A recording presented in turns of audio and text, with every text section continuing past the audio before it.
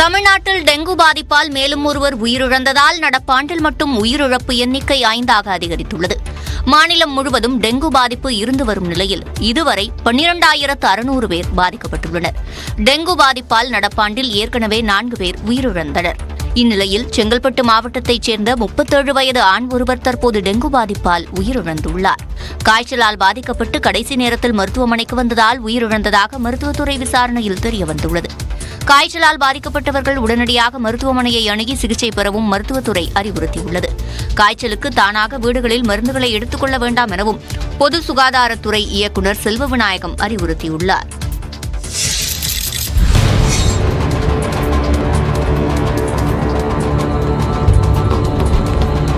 உடல்நிலை பாதிக்கப்பட்டவருக்கு போடுவதற்கான மருத்துவ ஊசிகள் இல்லை இவை. போலீசை பார்த்ததும் போதை ஆசாமிகள் தூக்கி எறிந்துவிட்டு சென்றவை. குடியாத்தம் அருகே தட்டப்பாறை கிராமத்தையொட்டி மலையடிவாரத்தில் இளைஞர்கள் சிலர் போதை ஊசி பயன்படுத்துவதாக காவல்துறைக்கு தகவல் கிடைத்தது. அதன் பேரில் காவல்துறையினர் நேரில் சென்று ஆய்வு மேற்கொண்டனர். அப்போது சந்தேகத்துக்கு இடமான முறையில் அமர்ந்திருந்த இளைஞர்களின் அருகே சென்றுள்ளனர். காவல்துறையினரை கண்டதும் அங்கிருந்த இளைஞர்கள் தப்பியோடிய நிலையில் அவர்கள் அமர்ந்திருந்த இடத்தில் போதை ஊசிகள் கிடந்தன. பின்னர் அந்த போதை ஊசிகளை போலீசார் பறிமுதல் செய்தனர். இது தொடர்பாக 17 வயது சிறுவனை பிடித்து போலீசார் விசாரணை மேற்கொண்டுள்ளனர். கீழடி அகழாய்வில் உடையாத சிவப்பு நிற மண்பானை கண்டெடுக்கப்பட்டுள்ளது. சிவகங்கை மாவட்டம் கீழடியில் 10ஆம் கட்ட அகழாய்வு பணி நடைபெற்று வருகிறது. இதில் 10 குழிகள் தோண்ட முடிவு செய்யப்பட்டு இதுவரை 9 குழிகள் தோண்டப்பட்டன. இந்நிலையில் தற்போது உடையாத சிவப்பு நிற மண்பானை கண்டறியப்பட்டது. இது 2 அடி உயரம் 1.5 அடி அகலம் கொண்டதாக உள்ளது. முன்பு உடைந்த பானைகளே கிடைத்த நிலையில் தற்போது உடையாத சிவப்பு நிற பானை கண்டறியப்பட்டுள்ளது. அகழாய்வில் ஏற்கனவே கண்ணாடி பாசிகள், தமிழி எழுத்து பொறிக்கப்பட்ட பானையோடு கண்டெடுக்கப்பட்டது. அதேபோல உடைந்த செம்பு உலோகத்தாலான பொருட்கள் மற்றும் யானை தந்தத்தாலான ஆட்டக்காய்கள் கண்டறியப்பட்டது குறிப்பிடத்தக்கது. திருவாரூரில் சாம்பிராணி வியாபாரம் செய்யலாம் என ஆசை காட்டி லட்சக்கணக்கில் மோசடி செய்தவர் தலைமறைவாகியுள்ளார். ஸ்ரீ அம்பாள் டிரேடர்ஸ் என்கிற பெயரில் அலுவலகம் வைத்து நடத்தி வந்தவர் திருப்பூரை சேர்ந்த ரமேஷ். இவர் குறைந்த முதலீட்டில் சாம்பிராணி தயாரித்து மாதம் 30,000 ரூபாய் வரை சம்பாதிக்கலாம் என ஆசை காட்டி ஏராளமான பெண்களை திட்டத்தில் சேர்த்தார். இதனை நம்பி இல்லத்தரசிகள், மகளிர் சுய உதவிக் குழுவினர் பலர் 5,000 ரூபாய் டெபாசிட் கட்டி இத்திட்டத்தில் சேர்ந்தனர். இந்த நிலையில் ரமேஷ் திடீரென தலைமறைவான நிலையில் அவரது 2 மொபைல் எண்களும் சுவிட்ச் ஆஃப் செய்யப்பட்டன. இதனால் அதிர்ச்சியடைந்த பெண்கள் திருவாரூர் மாவட்ட ஆட்சியர் அலுவலகத்திற்கு வந்து மனு அளித்தனர். சரி, நேரடியாக அந்த பொண்ணு அங்கே வேலை பார்த்த பொண்ணுகிட்ட பணம் கட்டினதே எல்லாம் தெரியுமே சொல்லிட்டு அந்த பொண்ணுகிட்ட ஃபோன் அடித்தோம். நீங்கள் வாங்கக்கா, நாங்கள் சுவிட்ச் ஆஃப் பண்ணதை சொல்லிக்காம எப்போம்மா பணம் வாங்க வர்றதுன்னு கேட்டேன். நீங்கள் 11:30 தான் நாங்கள் ஆஃபீஸ் திறப்போம், நீங்கள் அதுக்கு மேலே வாங்கன்னு சொன்னாங்க. நாங்கள் 11:30 மணிலேருந்து இங்கே வந்து பார்க்குறோம் சார். செல்லு காலையிலேருந்து சுவிட்ச் ஆஃபு. அதுக்கப்புறம் அவங்களும் வரல. லட்சக்கணக்கில் பணத்தை சுருட்டிக் கொண்டு தலைமறைவானவர் மீது நடவடிக்கை எடுக்க வேண்டும் எனவும் கோரிக்கை விடுத்துள்ளனர்.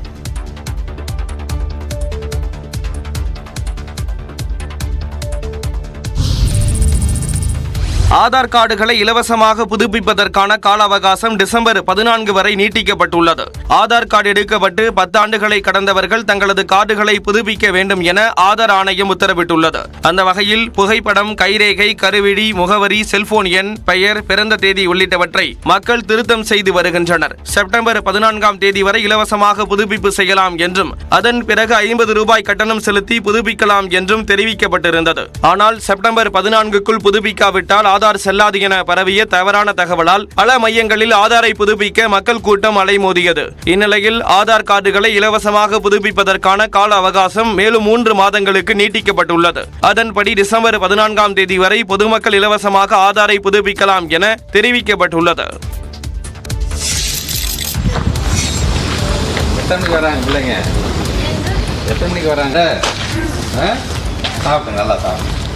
நாமக்கல் அருகே ஆசிரியர்கள் வருவதற்கு முன்பே அரசு பள்ளிக்கு சென்ற அமைச்சர் அன்பில் மகேஷ் ஆய்வு மேற்கொண்ட காட்சிகள் தான் இவை. 234 தொகுதிகளுக்கும் நேரடியாக சென்று ஆய்வு மேற்கொள்ளும் பயணத்தை பள்ளிக்கல்வித்துறை அமைச்சர் அன்பில் மகேஷ் மேற்கொண்டு வருகிறார். அந்த வகையில் பரமத்தி வேலூர் அருகே ஓவியம்பாளையம் ஊராட்சி ஒன்றிய தொடக்கப்பள்ளியில் அவர் திடீர் ஆய்வு மேற்கொண்டார். காலை 8 மணிக்கே பள்ளிக்குள் நுழைந்த அமைச்சர் காலை உணவு அருந்திக் கொண்டிருந்த மாணவர்களுடன் உரையாடினார்.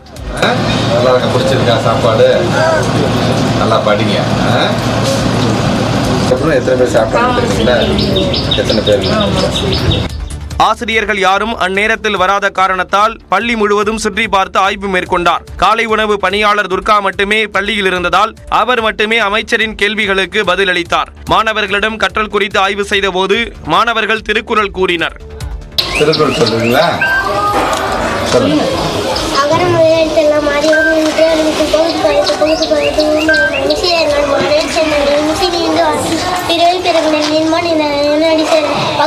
பள்ளியின் வளர்ச்சிக்கு தேவையான கோரிக்கைகள் குறித்தும் ஊர் மக்களிடம் அமைச்சர் கேட்டறிந்தார்.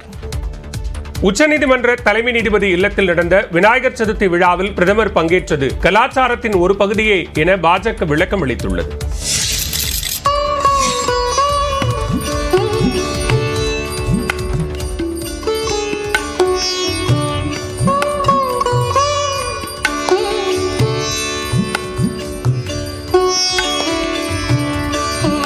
உச்சநீதிமன்ற தலைமை நீதிபதி சந்திரசூட்டின் இல்லத்தில் நடந்த விநாயகர் சதுர்த்தி பூஜையில் மராட்டியர்கள் அணியும் தொப்பியை அணிந்து பிரதமர் மோடி பங்கேற்றதை எதிர்க்கட்சியினர் கடுமையாக விமர்சித்து வருகின்றனர். இந்தியா கூட்டணியில் உள்ள சிவசேனாவின் உத்தவ் தாக்கரே பிரிவு எம்பி பிரியங்கா சதுர்வேதி தேர்தல் நேரத்தில் மகாராஷ்டிரா தொடர்பான வழக்குகளை ஒத்திவைக்கவே பிரதமர் மோடி சென்றுள்ளாரோ என்று எக்ஸ் பக்கத்தில் முன்வைத்துள்ளார். அரசியல் உள்நோக்கத்துடன் உச்சநீதிமன்ற தலைமை நீதிபதியை மோடி தனிப்பட்ட முறையில் சந்தித்துள்ளதாக இந்தியா கூட்டணி தலைவர்களும் விமர்சனங்களை முன்வைத்து வருகின்றனர். இந்நிலையில் சந்திரசூட் இல்லத்துக்கு பிரதமர் சென்றது கலாச்சாரத்தின் ஒரு பகுதியே என்று பாஜக பிரமுகர் சேஷாத் பூனாவாலா தனது எக்ஸ் பக்கத்தில் பகிர்ந்துள்ளார். சந்திரசூட் வீட்டுக்கு பிரதமர் சென்றதை விமர்சித்துள்ள மூத்த வழக்கறிஞர் பிரசாந்த் பூஷன் இந்த சம்பவம் நீதித்துறைக்கு மோசமான சமிஞ்சையை வெளிப்படுத்துகிறது என கூறியுள்ளார்.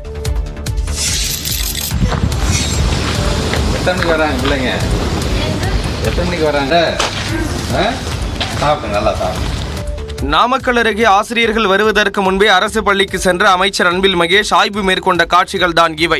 234 தொகுதிகளுக்கும் நேரடியாக சென்று ஆய்வு மேற்கொள்ளும் பயணத்தை பள்ளிக்கல்வித்துறை அமைச்சர் அன்பில் மகேஷ் மேற்கொண்டு வருகிறார். அந்த வகையில் பரமத்தி வேலூர் அருகே ஓவியம்பாளையம் ஊராட்சி ஒன்றிய தொடக்கப் பள்ளியில் அவர் திடீர் ஆய்வு மேற்கொண்டார். காலை 8 மணிக்கே பள்ளிக்குள் நுழைந்த அமைச்சர் காலை உணவு அருந்திக் கொண்டிருந்த மாணவர்களுடன் உரையாடினார்.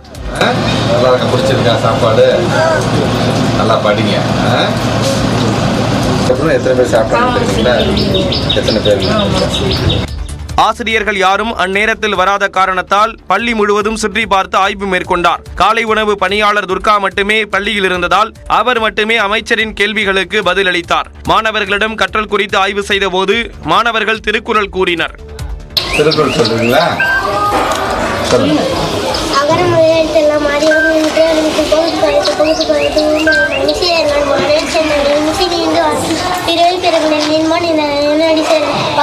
பள்ளியின் வளர்ச்சிக்கு தேவையான கோரிக்கைகள் குறித்தும் ஊர் மக்களிடம் அமைச்சர் கேட்டறிந்தார். மாணவர்கள் படித்தால் மட்டும் போதாது என்றும் பணியில் திறமையும் இருக்க வேண்டும் என்றும் மத்திய நிதித்துறை அமைச்சர் நிர்மலா சீதாராமன் தெரிவித்துள்ளார். கோவையில் பாஜக எம்எல்ஏ வானதி சீனிவாசன் நடத்தி வரும் தன்னார்வ அமைப்பின் கீழ் 1500 பேருக்கு இலவச தையல் எந்திரம் வழங்கும் நிகழ்ச்சி நடைபெற்றது. மத்திய அமைச்சர் நிர்மலா சீதாராமன் தையல் எந்திரங்களை வழங்கினார்.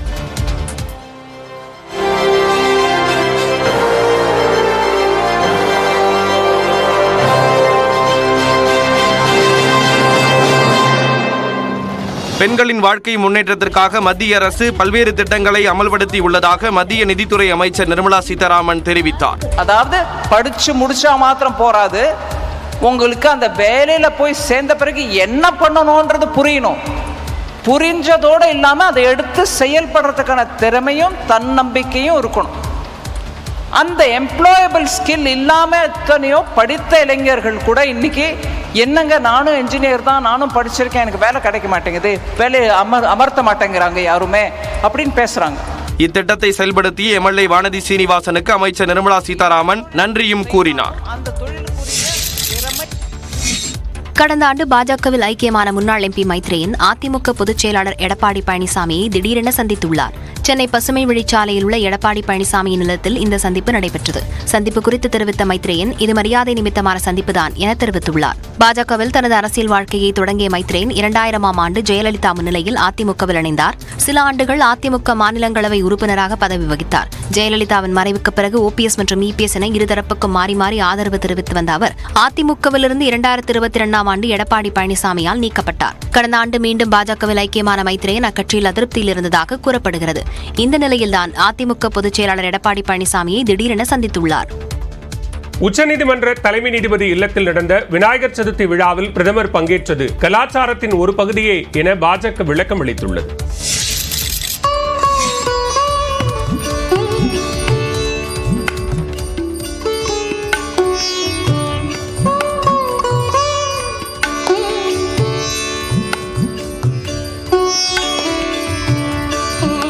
உச்சநீதிமன்ற தலைமை நீதிபதி சந்திரசூட்டின் இல்லத்தில் நடந்த விநாயகர் சதுர்த்தி பூஜையில் மராட்டியர்கள் அணியும் தொப்பியை அணிந்து பிரதமர் மோடி பங்கேற்றதை எதிர்க்கட்சியினர் கடுமையாக விமர்சித்து வருகின்றனர். இந்தியா கூட்டணியில் உள்ள சிவசேனாவின் உத்தவ் தாக்கரே பிரிவு எம்பி பிரியங்கா சதுர்வேதி தேர்தல் நேரத்தில் மகாராஷ்டிரா தொடர்பான வழக்குகளை ஒத்திவைக்கவே பிரதமர் மோடி சென்றுள்ளாரோ என்று எக்ஸ் பக்கத்தில் முன்வைத்துள்ளார். அரசியல் உள்நோக்கத்துடன் உச்சநீதிமன்ற தலைமை நீதிபதியை மோடி தனிப்பட்ட முறையில் சந்தித்துள்ளதாக இந்தியா கூட்டணி தலைவர்களும் விமர்சனங்களை முன்வைத்து வருகின்றனர். இந்நிலையில் சந்திரசூட் இல்லத்துக்கு பிரதமர் சென்றது கலாச்சாரத்தின் ஒரு பகுதியே என்று பாஜக பிரமுகர் சேஷாத் பூனாவாலா தனது எக்ஸ் பக்கத்தில் பகிர்ந்துள்ளார். சந்திரசூட் வீட்டுக்கு பிரதமர் சென்றதை விமர்சித்துள்ள மூத்த வழக்கறிஞர் பிரசாந்த் பூஷன் இந்த சம்பவம் நீதித்துறைக்கு மோசமான சமிஞ்சையை வெளிப்படுத்துகிறது என கூறியுள்ளார்.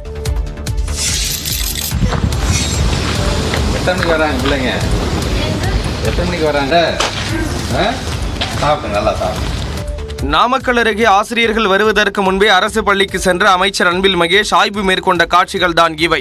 234 தொகுதிகளுக்கும் நேரடியாக சென்று ஆய்வு மேற்கொள்ளும் பயணத்தை பள்ளிக்கல்வித்துறை அமைச்சர் அன்பில் மகேஷ் மேற்கொண்டு வருகிறார். அந்த வகையில் பரமத்தி வேலூர் அருகே ஓவியம்பாளையம் ஊராட்சி ஒன்றிய தொடக்கப் பள்ளியில் அவர் திடீர் ஆய்வு மேற்கொண்டார். காலை 8 மணிக்கே பள்ளிக்குள் நுழைந்த அமைச்சர் காலை உணவு அருந்திக் கொண்டிருந்த மாணவர்களுடன் உரையாடினார். சாப்பாடு நல்லா படிங்க. எத்தனை பேர் சாப்பிட்டாங்க? எத்தனை பேர்? ஆசிரியர்கள் யாரும் அந்நேரத்தில் வராத காரணத்தால் பள்ளி முழுவதும் சுற்றி பார்த்து ஆய்வு மேற்கொண்டார். காலை உணவு பணியாளர் துர்கா மட்டுமே பள்ளியில் இருந்ததால் அவர் மட்டுமே அமைச்சரின் கேள்விகளுக்கு பதிலளித்தார். மாணவர்களிடம் கற்றல் குறித்து ஆய்வு செய்த போது மாணவர்கள் திருக்குறள் கூறினர். திருக்குறள் சொல்றீங்களா?